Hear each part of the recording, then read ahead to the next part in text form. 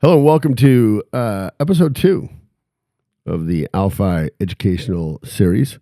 And today we're going to be getting into one of the more important things, I think, in retirement. That's just understanding Social Security, specifically the taxation of Social Security. For those of you that don't have it already, you should go to ssa.gov, create your account, pull your records. It is a pretty good thing to do, is to go back and look at your earnings history, because they're going to take your earnings history, and they're going to take the top 35 years or something like that, and use it to create this pretty wonky calculation I'm not going to get into, to determine what your Social Security is. So I would recommend doing that, and then it'll let you know. It'll give you estimates based on your current earnings, and you maintaining that level of earnings to a point in time, 62, 63, 64, all the way to 70. And it'll tell you what your estimated Social Security amounts are at those times. And it's really important for planning to go pull that information, make sure all your earnings years are correct. I've seen them not correct, just as a heads up. So back before October 2015, when planning for Social Security was even more complex because there was more options to file, and they stripped two of the biggest ones out back in 2015. So enough of all that. Today we're going to go through and just mostly talk about how it's all taxed and how it can impact other parts of your taxes. Yeah. Right? Yeah, I think it's important because I think taxation of Social Security is one of those things that, I don't know, I guess just it's so much different than taxing your other income that some people don't even realize how it works. Yeah. Even though it's, really not that complicated. Yep. But, yep. And they didn't start taxing your Social Security until 1983. We were promised, one, that the payroll tax to cover it would never be over 1%. That certainly didn't hold true. You were promised your Social Security would never be taxed. That didn't hold true. Nope. But, what's interesting is a lot of states have been taking pretty solid action. We're going to get into this in a little bit, but in 2024, Kansas and Missouri stopped taxing Social Security. Yeah. Yeah, now there's only a few states left, and we'll kind of get into that. But, yeah. So where should we start? Yeah. Well, we'll just start high level. I think the answer is pretty clear at this point, but is Social Security really taxable, and how much of it can the IRS take? Oh, okay. Well, and I would actually like to rephrase the second part of that question. So Social Security is obviously taxable as I said, 1983. There's a wonky calculation that determines how much of your Social Security can be included as what's called taxable income. So the most amount of your Social Security that can ever be included as taxable income is 85%. So, and we'll get into this a little bit later on, but that's one key point to keep in mind, is that 15% of your Social Security is always tax-free. Why they did that, I got no idea. I actually would like to know why. I would. I don't know why. I've never bothered to look that up until now. Well, I haven't even looked up now, but yeah. I'm going to go look it up after this video because I'm curious as to what the rationale was to be like, 85%. Oh, we're going to do you a solid here. We're going to, on this $2 to $3 to $4 grand a month you're going to get, we're going to give you a 15%. You get a few $100s a month tax free. Yeah, it's like great. What was? Thanks. Yeah. Don't ever say the government to do nothing for you is what the point is. Amen. So they can take, tax up to 85%. So what kind of determines how much of that is tax? Like what's kind of plays into that? Okay. Yeah. So this is what, in financial world parlance, is referred to as the provisional income calculation. That is not technically the term that the IRS uses. I always thought it was, oddly enough, and I just found out last week it's not. So always learning something new. But basically what they do is they're going to take half of your Social Security plus all other forms of taxable income and non-taxable interest. And they're going to add that number together. And then depending on if you're single or married filing jointly, if that number exceeds, let's go single. If that number exceeds $25,000 single, then up to 50% of your Social Security is included. Yeah, between 25 and 34. Oh, between 50%. okay, yeah. So up to 25, Yeah. nothing in your Social Security is taxed. Yeah. $25,000 to $34,000, up to 50% of it's taxed. And if that number of half your Social Security plus all other forms of income plus non-taxable interest exceeds $34,000, then up to 85% of your Social Security is included as taxable income. Which is really not that high of a number when you're considering half your Social Security's, in there. Oh, absolutely. So I mean, the if you're getting amount of income you can have is pretty low to not be taxed fully. Yeah, I mean, literally, if you're getting $50,000 in Social Security, and I've seen people do that, well, half that's $25,000. Yeah, exactly. So you're already at that threshold. Exactly. And then if you take any extra money, or maybe you're still working or taking money out of an IRA, then you can pretty much count on probably 85% of your Social Security being taxed. Yeah, and so while we're talking about this, one thing that we didn't have included in here, but I should mention, pensions can be an absolute tax disaster. It's great that you have this guaranteed income coming in, but that guaranteed income you can't do anything about. Yeah. And it's all taxable. Yep. And so, yeah. Yeah, if you got a pension. Yeah, so I have in the past recommended, I've had people who had the option to take their pension lump sum and convert it to an IRA, and just depending on risk tolerance levels and other assets and all the everything, nothing in these educational videos is meant to be taken as investment advice. Please seek a financial professional that understands your particular situation. Yeah. But quite often I've recommended they take that pension, convert it to an IRA so we can convert it to a Roth. And everybody's individualized, so what's right for one person might not be right for another. Correct. And then and then let's do married filing jointly. Yeah. So again, 0 to 32 in this case. It's tax. They don't include any of your Social Security as taxable income. And then from 32 to 44, it's the 50%. Yeah. Then everything over 44, you're going up to potentially 85% of your Social Security included as taxable income. Which is still not a whole lot of money, considering now you got two people taking Social Security. Oh, yeah. I mean, absolutely, right? So, yeah.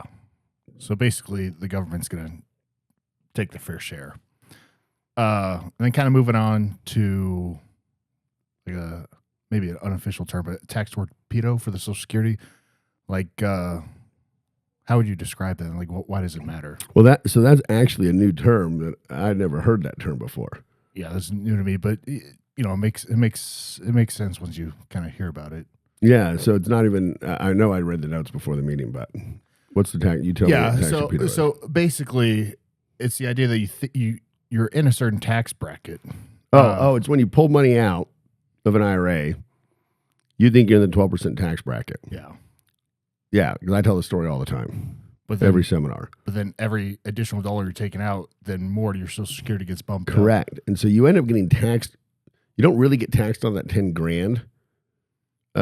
So I literally had a client pull out $10,000. They're in the 12% tax bracket. They got taxed at 35%. Now, it wasn't the $10,000 that, I mean, money's fungible, so you could make a claim either way here. Yeah. But the taxes didn't come out of the $10,000 that made it seem like they were taxed 35%. It jacked up the taxes on their Social Security. Yeah. And so really they ended up paying $3,500 instead of $1,200 on that $10,000. And what's mind-blowing about that is I think you got to be making $500,000 a year to be in the top marginal tax bracket of 35%. Yeah. And this person was not anywhere near that. Yeah. Yeah. And they're retired. It's just one of those things. It's like you said, it's not, I mean, it is, but it isn't. Like that $10,000 isn't what's really the $10,000 really got taxed at 12. Yeah. But then they paid more tax than their Social Security. Now, if they hadn't taken out the $10,000, they wouldn't have. Now, this is super important. And I think it feeds in. Does it feed into the very next question? Or a little bit. You go ahead. So this is why it's so important to plan ahead of time and do what you can to convert as much of your taxable income that you're going to be receiving in retirement into non-taxable income. Yep. All right. And we do it a couple different ways. We do it through Roth conversions, and we do it through using indexed universal life. Yeah, because I think this ties in pretty well with our last episode, the Roth conversion episode that we did. Yeah. Because whether you're doing a Roth conversion or you just have, a Roth IRA or Roth 401k that's built up over the years, that's where something like this can be really useful. Because all of a sudden, those low income requirements for your Social Security to get taxed, well, then you can play around with how much money you're pulling from a taxable account. Yep. Layer in some Roth, and then take your Social Security, and really you could effectively pay pretty much no tax in retirement. Absolutely right. And so this is one of the things that I was commenting about. We did a seminar last night, and I don't know if I'm missing something, but I have not seen any software that will do this, that will do your withdrawals correctly in retirement. They allow you to do what's called order of withdrawal. So I can set the tax deferred accounts like your IRAs to be taken from first. And then I can set your non-qualified accounts, which are your capital gains creating accounts, second. I can make your Roth last, or I can move your Roth to the front, whatever, right? But to me, that's all ineffective. It is, yeah. What would be a much better option within these softwares, and what we try to do, but we have to do it manually. Yeah, until I get rich and create my own software platform. Yeah. Is like what you were just talking about. If I needed 50 grand, right, and I understand which tax bracket thresholds I'm at, I might choose, and and there's levels of how complex this could get, but I could look at taking from my IRA and my Roth.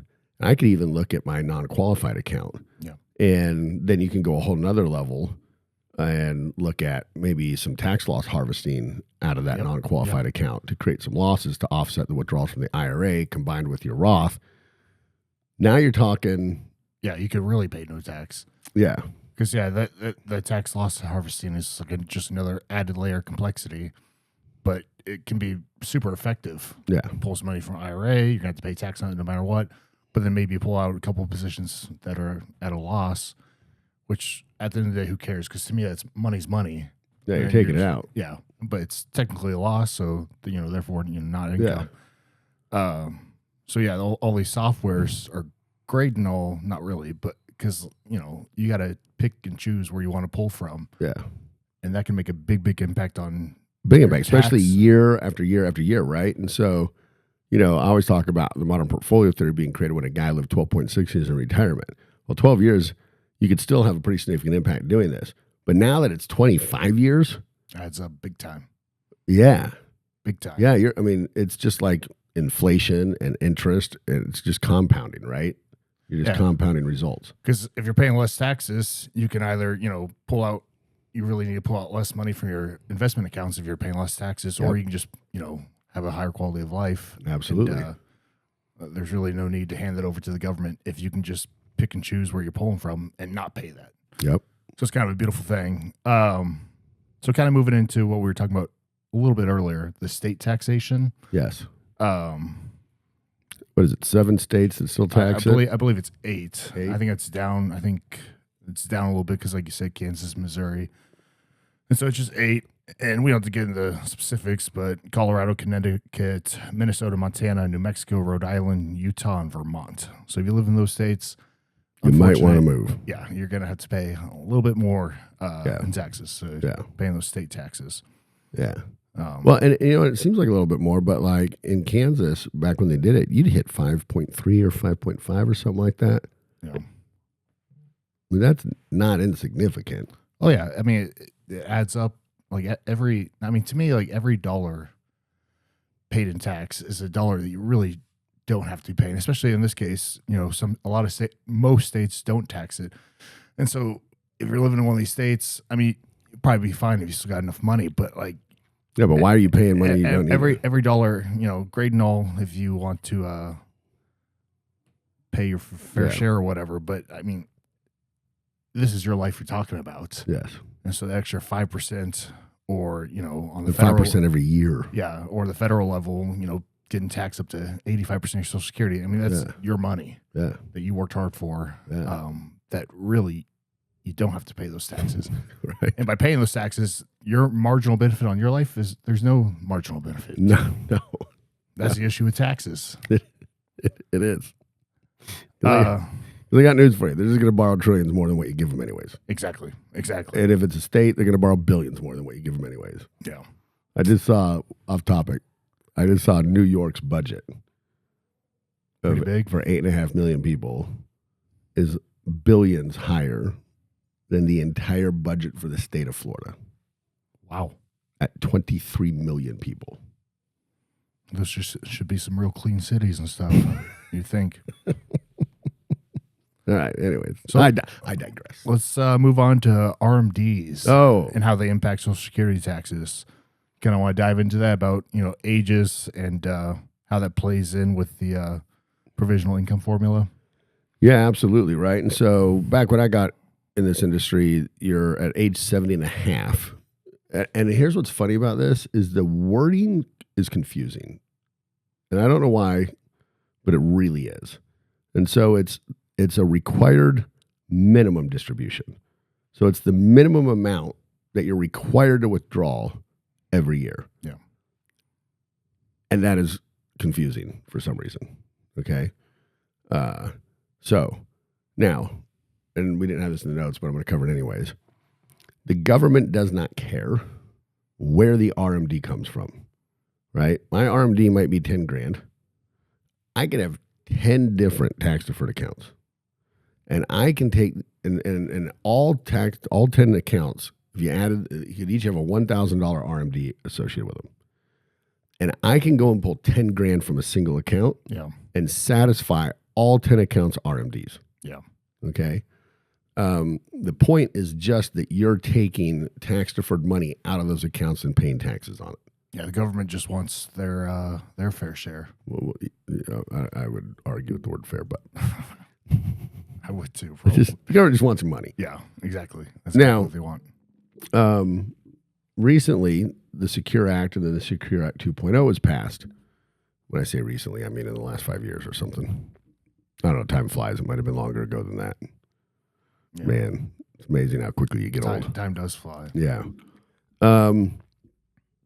And so with the Secure Act 1.0 and 2.0, they've extended out the ages for RMDs. And so now, depending on when you're born, your required minimum distribution started either 73, 74, or 75. Yep.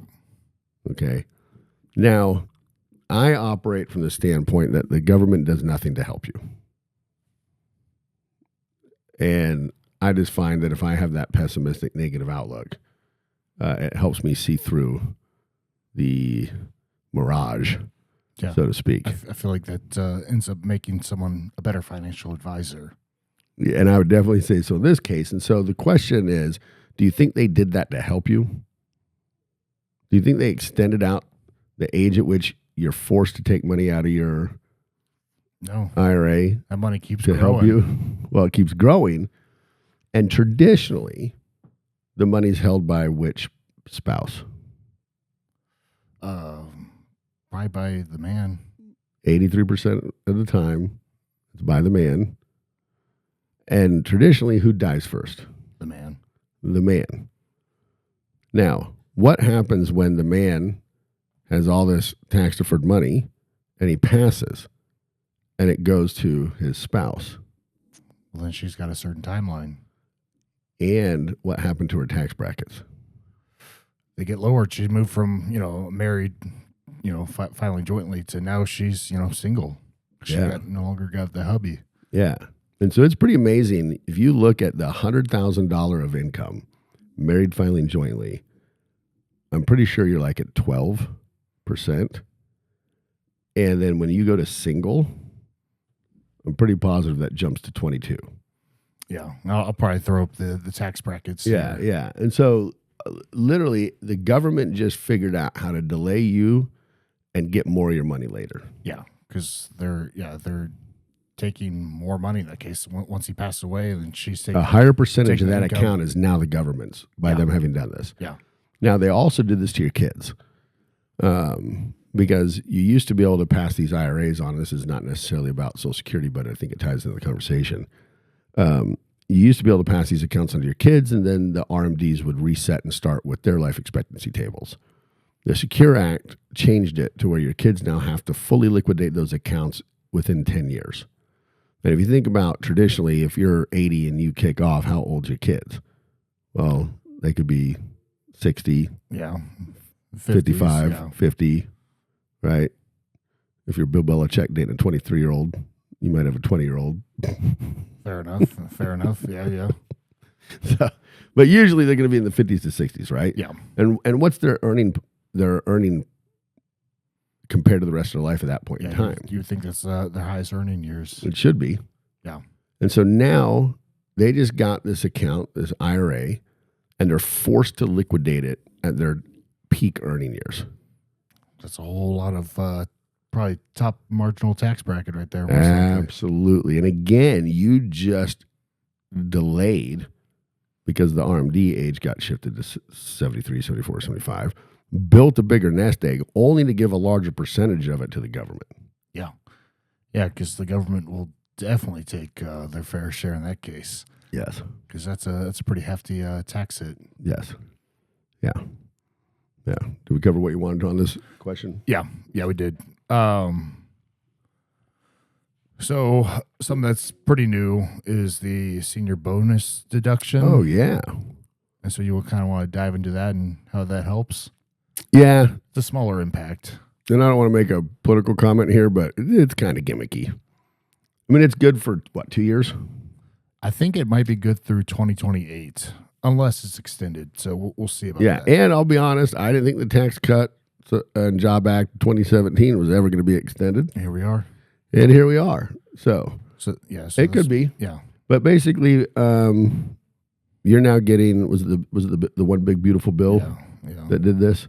You're now getting, I think it's $6,000 for a single person, $12,000 for a married couple of additional deductions. Yeah. Right. And so, it's funny. It gets claimed as if it's towards Social Security. I don't know that it actually has anything to do with Social Security. It's not like, the way it's framed, it's like supposed to help seniors with Social Security. And it does. Just because of the age. Yeah. But in reality, it ties nothing into Social Security. No. It's just a bigger deduction. It's a bigger deduction, which we're all for. I'm 100% for a 1,000,000% deduction for all people. Yeah. Yeah. So, it's framed as Social Security, but it's really not, other than the age. And, that's when people roughly start taking it. Yeah. So but enjoy that for the next 2 years. Yeah. So we'll see if it ever gets extended. So might be irrelevant to a lot of people watching. Yeah. Let's see here. I guess we kind of go into those the qualified charitable distributions. Yeah, this is fantastic. A lot of people do this. And so basically, when we are meeting with people who are retired, if you're, I wouldn't, like, to me, this isn't a reason to be charitable. Okay. But if you're already charitable, right? If you're already giving money to organizations, 501c3s and whatnot that are approved as actual charities. So for a lot of people, it's their church, right? You're paying tithing to your church, right? Making donations to your church. Well, instead of having money come from your IRA to your account and then you stroking that check, because there's a 1099-R that gets issued every time money comes out of your IRA, and that is taxable income. If instead you have us send it directly to the charity out of your IRA, one, it goes towards your required minimum distribution requirement. And two, it doesn't count as taxable income. Yep. So it's an excellent strategy for those people who are already charitable. And I think you can do a pretty crazy amount every year, like $105,000. 105. It's pretty big. Yeah. So for all my clients, I have my own 501c3. And if you would like to donate $105,000. He does. We'll take it gladly. Just to help you out and save you taxes. Exactly. We're here for you. Yeah.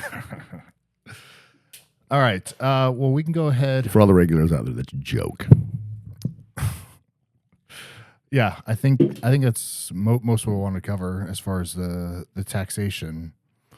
Yeah, well then let's get into this too. While we're talking about Social Security, one of the things that I've been monitoring is the IRS publishes just about every year their projections as to when the Old Age and Survivors Income Disability Trust is going to run out of money. Just so you know, I used to have a chart that showed inflows and outflows to this fund. And in fact, in 83, when they started to tax it, one of the reasons why is it was plummeting. The money coming in was plummeting. You can go back to the number of workers we used to have contributing to Social Security versus how many we're taking, and that's completely flipped. That's a big one. And so there's, I think in 2033 or somewhere around there. Yeah, I think that's right around where they're estimating. Yeah, they're estimating to only have enough to pay out about 75% of benefits. Yeah. So that's pretty much the implication. You just get less of the benefits, even though you're paying in a good amount. Yeah. Now, I don't believe that, not for a second. Okay? The reason why is because while I completely believe Social Security is an absolute scam and should have never been created, and I'm more than willing to sign a waiver that lets them continue to tax me to fund it, knowing I'll never get it. If they'd shut it down by the time I get old enough to get it, I would be more than willing to do that. Yeah, I would too, yeah. Just to get us out from under it. I don't believe they will ever allow it to decrease. Now, the last time, here's what's interesting, right? And so I got to word it correctly. In October of 2015 or 2017, I think it was 2015. I think this is funny because this is I'm going to get a little political, so deal with it. People love to accuse one political party of wanting to reduce your Social Security benefit. Okay? But your Social Security benefit was absolutely reduced, and not by that party. There was a political party that had total control of Congress, total control of the Senate, and the presidency. And I watched, leading up to this moment, no one reporting on it. Not a single major news organization. And the only reason I knew it was going to happen was from a far-right blog, which I didn't even believe because of the source. Yeah, exactly. Okay? Yeah. So I was actually aware that this was going to happen, but I didn't actually think it was going to happen. Congress signed the bill on a Saturday morning around 1 a.m. As they do. It hit the president's desk that Monday morning, and he signed it. And they stripped the two most effective ways to file for Social Security out of Social Security. This reduced just about every working couple in our area and demographic. It reduced their lifetime Social Security benefit by about $250,000. Yeah. Okay. Now, I said at the time, and that's a political party I am not a part of, never will be, but I absolutely agreed with what they did. Yeah. Yeah. Okay. I just feel it's a shame that no one can actually honestly approach this topic. Okay. Yeah. And I think it's wild that they had to do it literally in the dark of night. That's what they do with a full media blackout. Yeah, they're trying to. Yeah, pretty much hide it. I mean, pretty much. You had a full media blackout, and they did it in the dark of night, and so I find it really funny then that somehow this is still something when we have it within a fairly recent period of time. It's only been 10 years, going on 11, since this was done, and yet it's still used as a weapon politically, claiming one side wants to strip you of your benefits. No. They clearly both acknowledge something has to be done. One talks about it, and the other one actually did it. So I'd actually have to give kudos to the party that actually did it, right? Yeah, they're actually getting something done. Yeah, which is very important when it comes to this. Now they're currently looking at a number of options. privatized accounts, which is wild to me that people are so anti that. There's something that's got to be done. So the money that gets put into this fund doesn't grow enough to carry the burden. No. Not enough inflow, not enough growth. Yeah. And so I would imagine, and I don't believe it'll ever, I don't believe they would go to 75% payments. I think they would just do something that just slides it into the overall budget. Yeah, either raise those taxes or just borrow it. Yeah, they'll just keep borrowing. We'll do that. So I tell everybody, never worry about it. They will not, I believe they will literally allow Social Security to crush and destroy America before they end it. Yeah. So you don't have to worry about it. As long as Americans military can stand and the dollar can be printed, you're going to get your Social Security. Yeah. So that's why I really wanted to bring this up, is anybody trying to say otherwise, I think, is insane. Yeah, I would agree. It's never going away. I would agree. So, all right. So wrapping it up because I got to head out. But is there anything else that you want to kind of cover, or you feel like? I think we did a good job. Yeah, I think so. I think we covered just about everything, and I think some of this ties into our previous video, and a lot of it will tie into future videos, because one thing that we're pretty big on is tax and retirement. Yeah. And so a lot of these videos that we're doing really will tie it together to one big point. And I don't know if we made that point super clear, so let's just finish on that. Our point about our previous video on Roth conversions is just imagine a world, and this is actually totally true, you can fact check me, if all you had was IRA money and Social Security and retirement, you could convert all your IRA money to a Roth, and you would never have to file a tax return ever again in your life. Yeah, never pay a single dime. You would never owe a dime of tax, and if you don't owe a dime of tax, you don't even got to file a return. That's the good life right there. Yeah, and you could literally have millions that you've converted to a Roth. You could be a multimillionaire. Yeah, you could be living a great lifestyle. Wild lifestyle, and never file a tax return. Yeah. It's pretty cool. Yeah, definitely. Yeah. So until our next episode, do you know what any ideas on what we're going to cover? Well, there's a lot of topics we cover. All right. And so I know you've got one about the oil and gas. Oh yeah, we have that coming up. We have the CEO of Invito Energy coming up from Dallas. So that'll be a good one. Special guest. Yes, and we're going to get into oil and gas and how it can help you with those Roth conversions and eliminate taxes. Yeah, and I know going forward we're going to try to knock out about one of these a week, and so it'll cover a variety of topics. Yeah, all of them hopefully. Yeah. All right. See you guys. Take care.